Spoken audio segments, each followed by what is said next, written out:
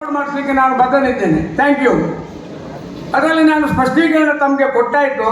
ಆಡಳಿತ ಮಂಡಳಿಯ ಸದಸ್ಯರಿಂದಾಗಿ ಯಾವುದೇ ರೀತಿಯ ಲೋಪದೋಷ ಆಗಲಿಲ್ಲ ಎಂಬ ಮಾತನ್ನು ಸ್ಪಷ್ಟವಾಗಿ ಹೇಳಿದ್ದೇನೆ. ನಿಮ್ಮ ಏನಿದೆ ಅದು ರೆಕಾರ್ಡ್ ಮಾಡ್ತದೆ, ತಾವು ಅದನ್ನು ಇದು ಮಾಡ್ಬೋದು. ನಮಗೆ ಅದರಲ್ಲಿ ಸ್ಪಷ್ಟತೆ ಇದೆ. XIRS ಆಫೀಸರ್ ಹತ್ರ ಎನ್ಕ್ವೈರಿ ಸಹ ನಾವು ಮಾಡಿಸಿದ್ದೇವೆ. ಇಷ್ಟು ಗಟ್ಟಿಯಲ್ಲಿ ನಾನು ಯಾಕೆ ಹೇಳ್ತಾ ಇದ್ದೇನೆ ಅಂದರೆ, ಇದರಲ್ಲಿ ತಪ್ಪು ಆಗಿದೆ ಅಂತ ಹೇಳಿದ್ದನ್ನು ಕಸ್ಟಮ್ನವರೇ ಒಪ್ಪಿ ಅವನಿಗೆ 90 ಲಕ್ಷ ರೂಪಾಯಿ ಪೆನಾಲ್ಟಿ ಹಾಕಿದ್ದಾರೆ. ಈಗ ಅವರೀಗ ದೇಶ ಬಿಟ್ಟು ಪರಾರಿಯಾಗಿದ್ದಾರೆ. ಅವರನ್ನು ಅರೆಸ್ಟ್ ಮಾಡುವಂಥ ಪ್ರಯತ್ನಗಳು ನಮ್ಮ ಕಡೆಯಿಂದ ಆಗ್ತಾ ಇದೆ. ಕಸ್ಟಮ್ನವರಿಗೂ ನಾವು ರಿಕ್ವೆಸ್ಟ್ ಮಾಡ್ತಾ ಇದ್ದೇವೆ. ಆದರೆ ನಿಮ್ಮಂಥ ಹಿರಿಯರಿಗೆ ಖಂಡಿತ ಸರಿಯಲ್ಲ ಅಂತ ಮಾತಾಡಿ ಹೇಳಿಕ್ಕೆ ನಾನು ಇಚ್ಛೆ ಪಡ್ತಾ ಇದ್ದೇನೆ. ಸತ್ಯನಾರಾಯಣ, ದಯವಿಟ್ಟು ಬೇರೆ ಯಾರಾದರೂ ಮಾತಾಡಿ. ನಮಗೆ ರೈತರಿಗೆ ತುಂಬ ಒಂದು ಸಹಕಾರ ಮಾಡಿದೆ.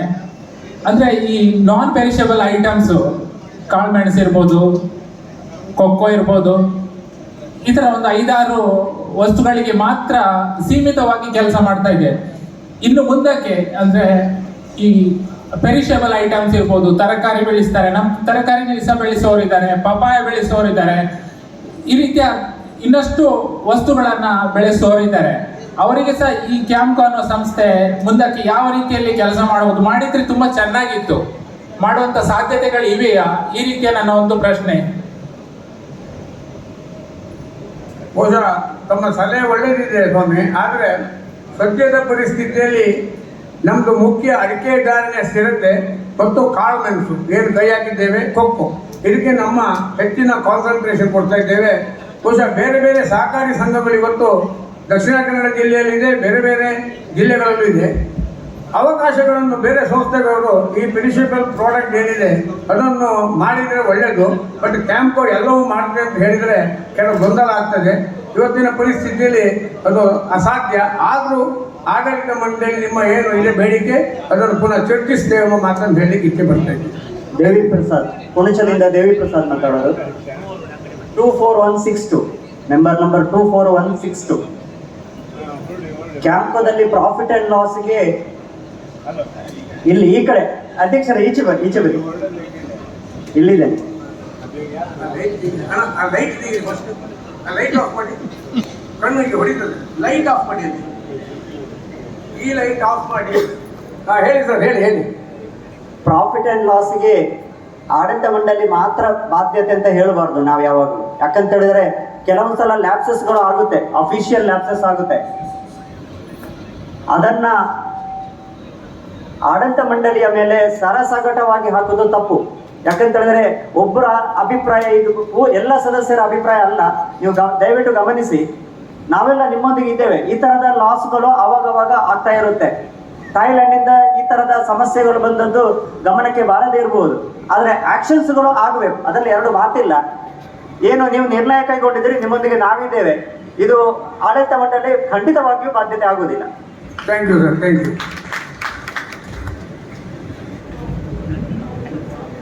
ನಮಸ್ಕಾರ. ಹೇಳಿ. ನಾನು AP ಸುಬ್ರಹ್ಮಣ್ಯ ಅಂತ ಪುತ್ತೂರಿಂದ. ಕಳೆದ ಸಾಧಾರಣ 10-15 ವರ್ಷಗಳಿಂದ ಅಡಿಕೆ ಖರೀದಿಯಲ್ಲಿ ಬಹಳ ಸ್ಥಿರವಾಗಿತ್ತು ನಮ್ಮ ಹೆಮ್ಮೆಯ ಸಹಕಾರಿ ಸಂಸ್ಥೆ. ಸಾಧಾರಣ 50,000ದಿಂದ 55,000 ಟನ್ನ ಒಳಗೆ ಇತ್ತು. ಅದನ್ನು ಸ್ಥಿರ ಅಂತಲೂ ಹೇಳ್ಬೋದು, ಅಥವಾ ಏನು ಕುಂಠಿತ ಇತ್ತು ಅಂತಲೂ ಹೇಳ್ಬೋದು. ಆದರೆ ಈ ವರ್ಷ ತುಂಬ ಸಮಾಧಾನಕರ ಅಂಶ ಅಂದರೆ ಅದು 55ರ ಗಡಿ ದಾಟಿ 65,000 ಟನ್ನವರೆಗೆ ಹೋಗಿದೆ. ಇದು ನಾನು ಬಹಳ ವರ್ಷಗಳಿಂದ ಕೇಳ್ತಾ ಇದ್ದೆ, ಬೇಡ್ತಾ ಇದ್ದೆ, ಕ್ಯಾಂಪ್ಕೋ ಅಡಿಕೆ ಖರೀದಿ ಪ್ರಮಾಣ ಹೆಚ್ಚು ಮಾಡಬೇಕು ಅಂತ. ಈ ವರ್ಷ ಅದು ಸಾಧ್ಯ ಆಗಿದೆ. ಅದಕ್ಕಾಗಿ ನಮ್ಮ ಆಡಳಿತಕ್ಕೆ ಅಭಿನಂದನೆಗಳು. ಅದರ ಜೊತೆಗೆ ಇನ್ನೊಂದು, ಕಳೆದ ವರ್ಷ ಬಹುಶಃ ಕ್ಯಾಂಪ್ಕೋದ ಹಿಸ್ಟ್ರಿಯಲ್ಲಿ ತುಂಬಾ ದೊಡ್ಡ ನಷ್ಟ ಅನುಭವಿಸಿತು. ಆ ನಷ್ಟ ಅನುಭವಿಸಿದ್ರ ಮುಂದುವರಿಕೆ ಅಂತ ಹೇಳುವಾಗ ಈ ವರ್ಷವೂ ಅಡಿಕೆ ಖರೀದಿಯಲ್ಲಿ ನಷ್ಟವೇ, ಅಡಿಕೆ ಖರೀದಿ ವಹಿವಾಟಿನಲ್ಲಿ ನಷ್ಟವೇ ಆಗಿದೆ. ಅದೇ ರೀತಿ ಪೆಪ್ಪರ್ ಮತ್ತೆ ರಬ್ಬರ್ನಲ್ಲೂ ಕೂಡ ನಷ್ಟ ಮುಂದುವರೆದಿದೆ. ಪೆಪ್ಪರ್ ಖರೀದಿ ವ್ಯವಹಾರ ಶುರು ಮಾಡಿ ಈಗ ಇದು ಬಹುಶಃ 3ನೇ ವರ್ಷ ಅಲ್ವಾ? ಈ 3ನೇ ವರ್ಷದಲ್ಲಿ ಕೂಡ ನಷ್ಟ ಉಂಟು. ಅದು ನಷ್ಟ ಇನ್ನೂ ಕೂಡ ಅದೇ ಪ್ರಮಾಣದಲ್ಲಿ ಹೆಚ್ಚೇ ಉಂಟು. ಕಮ್ಮಿ ಹೇಳುವಾಗ ಅಥವಾ ಕಂಟ್ರೋಲಿಗೆ ಬಂದಾಗ ಕಾಣುವುದಿಲ್ಲ. ಅಡಿಕೆಯಲ್ಲಿ ಕಳೆದ ವರ್ಷ ತುಂಬಾ ನಷ್ಟ ಇತ್ತು, ಈ ವರ್ಷ ಇಂಪ್ರೂವ್ಮೆಂಟ್ ಆದಾಗ ಕಾಣ್ತದೆ. ಅದು ಮುಂದಿನ ವರ್ಷಕ್ಕೆ ಇನ್ನೂ ಇಂಪ್ರೂವ್ಮೆಂಟ್ ಆಗಿ ಅದರಲ್ಲೂ ಲಾಭ ಬರ್ಬೋದೇನೋ. ಇದರಲ್ಲಿ ನನಗೆ ಕಂಡ ಇನ್ನೊಂದು ಅಂಶ ಅಂದ್ರೆ ಈ ವ್ಯವಹಾರದಲ್ಲಿ ಲಾಭ ಅಂದ್ರೆ ಇನ್ ಜನರಲ್ ಹೇಳ್ತಾ ಇರೋದು ರೀಟೈಲ್ ಸೇಲ್ ಸಾಕಷ್ಟು ಜಾಸ್ತಿ ಮಾಡಬೇಕು. ನಮ್ಮದೀಗ 55-60 ಸಾವಿರ ಟನ್ ಅಲ್ಲಿ ರೀಟೈಲ್ ಸೇಲ್ ಎಷ್ಟುಂಟು ಅಡಿಕೆಯಲ್ಲಿ ನಾನು ಕೇಳ್ತಾ ಇರೋದು 65 ಸಾವಿರ ಟನ್ ಅಲ್ಲಿ ರೀಟೈಲ್ ಸೇಲ್ ಅಂದ್ರೆ ಏನೋ ಒಂದು 5, 10, 50, 100 kg ಒಳಗಿನ ಸೇಲ್ ಕ್ಯಾಂಪ್ ಒಂದು ಎಷ್ಟು ಉಂಟು ಅಂತ ಹೇಳಿ ನನಗೊಂದು ಅಂದಾಜಿಗೆ ಬೇಕಿತ್ತು. ಆದ್ರೆ ನಾವು ಇಲ್ಲಿ ಅಡಿಕೆ ಬೆಳೆಗಾರರಿಂದ 500,000 kg ತಗೊಂಡದ್ದನ್ನು ದೊಡ್ಡ ಅಡಿಕೆ ಸೇಟ್ಗಳಿಗೆ ಮಾರುವುದ ಅಥವಾ 50-10 ಅಂದ್ರೆ ನಮಗೆ ಇದರ ಮೊದಲೆಲ್ಲ ಕೇಳಿದ್ದೇವೆ ಏನೋ 1 kg packet, 5 kg packet, 10 kg packet ಅಂತೆಲ್ಲ ಕ್ಯಾಂಪ್ ಮಾಡಿ ಮಾರಾಟ ಮಾಡ್ತಾ ಉಂಟು. ಅದರಲ್ಲಿ ತುಂಬಾ ಪ್ರಯೋಜನ ಆಗಿದೆ ಅಂತ. ಆದ್ರೆ ಅದರಲ್ಲಿ ಎಷ್ಟು ಸೇಲ್ ಆಗಿದೆ ಅಂತ ನಮಗೆ ಗೊತ್ತಾಗ್ತಾ ಇಲ್ಲ. ಅದು ನಮಗೆ ಗೊತ್ತಾಗಬೇಕು.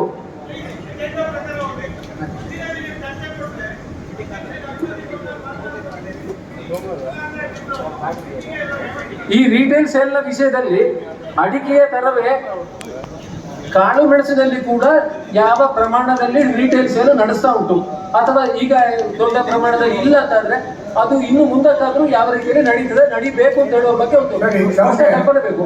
Okay okay, thank you. ಪ್ರಶ್ನೆಗೆ ಅಡಿಕೆ ನಷ್ಟ ಆಗಿದೆ. ಹೊಸ ಜೀವಂಗದ ವಾರಣಾಸಿ ಸುಬ್ರಹ್ಮಣ್ಯ ಭಟ್ರು ಯಾವಾಗ ಹೇಳ್ತಾ ಇದ್ರು, ನಮ್ಮ ತಂದೆಯವ್ರ ಸ್ನೇಹಿತರು, ಯಾವಾಗ ಸಂಸ್ಥೆಗೆ ನಷ್ಟ ಆಗಿದೆ ಅದರ ಅರ್ಥ ಅವನ ಸದಸ್ಯ ಅಡಿಕೆ ಬೆಳೆಗಾರರಿಗೆ ಲಾಭ ಆಗಿದೆ ಅಂತ ಅರ್ಥ. ಅಡಿಕೆ ಪೂರೈಕೆ ಮತ್ತು ಬೇಡಿಕೆ, ಡಿಮಾಂಡ್ ಆ್ಯಂಡ್ ಸಪ್ಲೈ, ಇದರ ಆಧಾರದ ಮೇಲೆ ವ್ಯವಹಾರ ನಡೀತದೆ. ಲಾಭಕ್ಕೆ ಅಕೀಲು ಕೂತದ್ದು, ಲಾಭ ಬೇಕು ನಮ್ಮ ವ್ಯವಹಾರಕ್ಕೆ. ಆದರೆ ಬರೀ ಲಾಭದ ದೃಷ್ಟಿಕೋನ ಮಾತ್ರ ನಾವು ಇಟ್ಕೊಳ್ಳಿಲ್ಲ, ಮಾರುಕಟ್ಟೆಗೆ ಅನುಸರಿಸಿ ದರ ನಿಗದಿ ಮಾಡ್ತೇವೆ. ಅದಕ್ಕೆ ತಾವು ಹೇಳಿದ್ರೆ ಕನ್ಸ್ಯೂಮರ್ ಪ್ಯಾಕೆಟ್ನಲ್ಲಿ ಎಷ್ಟು ಹೋಗಿದೆ ಲೆಕ್ಕ ಹೇಳಿ. ನಮ್ಮ ಉತ್ತರ ಭಾರತದ ಡಿಪೋದಲ್ಲಿ 1,02,000 ಕ್ವಿಂಟಲ್ ನಮ್ಮದು ಸೇಲ್ ಆದ್ರಲ್ಲಿ 10-15% ರಿಟೇಲ್ ಸೇಲ್ ಹೋಗಿದೆ. ಉಳಿದದ್ದು ಕೂಡ ನಾವು ಬಲ್ಕ್ ಸೇಲ್ನಲ್ಲೇ ಕೊಡ್ತಾ ಇದ್ದೇವೆ. ಲಾಸು ಭಾಳ ವರ್ಷದ ಲೆಕ್ಕಾಚಾರ ತೆಗೆದಾಗಲೂ ಲಾಭ ನಷ್ಟ ನಡೀತಾ ಇದೆ. ಆದ್ದರಿಂದ ಕೇವಲ ನಷ್ಟ ಆಗಿದೆ ಅಂತ ಯಾವ ಬೇಸರಿಸಬೇಡಿ. ಇವಾಗ ರಬ್ಬರ್ನಲ್ಲಿ ಲಾಸ್ ಅಂತ ತಾವು ಹೇಳಿದ್ರಿ, 8,90,000 ರೂಪಾಯಿ ನಮಗೆ ರಬ್ಬರ್ನಲ್ಲಿ ಲಾಭ ಇದೆ. ಗಾರ್ಮೆಂಟ್ಸ್ನಲ್ಲಿ ನಷ್ಟ ಸತ್ಯ ಇದೆ. ಕೆಲವು ಮಾರ್ಪಾಡುಗಳು ನಾವು ಮಾಡ್ಕೊಳ್ತೇವೆ. ತಮ್ಗೆ ಆಗಲೇ ತಿಳಿಸಿದೆ, ಬ್ರ್ಯಾಂಡ್ ಡೆವಲಪ್ಮೆಂಟ್ ಆಗುವಾಗ ಸ್ವಲ್ಪ ಮಟ್ಟಿಗೆ ಹಿನ್ನಡೆ ಆಗ್ತದೆ ನಮಗೆ, ನಮ್ಮದೊಂದು ಬ್ರ್ಯಾಂಡ್ ಎಸ್ಟಾಬ್ಲಿಷ್ ಆಗಲಿಕ್ಕೆ. ಈಗ ಆ ಧೈರ್ಯ ನಮಗೆ ಬಂದಿದೆ. ಮುಂದಿನ ವರ್ಷದಿಂದ ಖಂಡಿತ ನಾವು ಪ್ರಾಫಿಟಿಗೆ ಹೋಗ್ತೇವೆ ಎಂಬ ಭರವಸೆ ಕೊಡ್ತೇನೆ. ಯಾಕೆಂದರೆ ಇವಾಗ ಹೆಚ್ಚು ಕಡಿಮೆ ನಮ್ಮ ಹತ್ರ 60 ಲಕ್ಷ ರೂಪಾಯಿ. ಅಲ್ಲೊಬ್ರು ನಿಂತಿದ್ದಾರೆ, ಮೈಕ್ ಕೊಡಿ.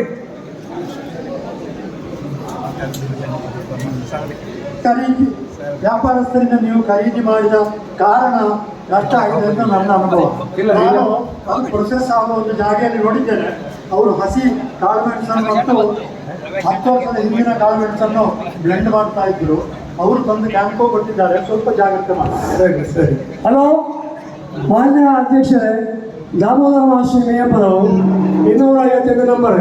ಈ ಕ್ಯಾಂಪ್ ಇದ್ದ ಕಾರಣ ಅಡಿಕೆಗೆ ಒಳ್ಳೊಳ್ಳೆ ಪ್ರಾಡಕ್ಟ್ಗಳು ಬರಲಿ ಅಂತೇಳಿ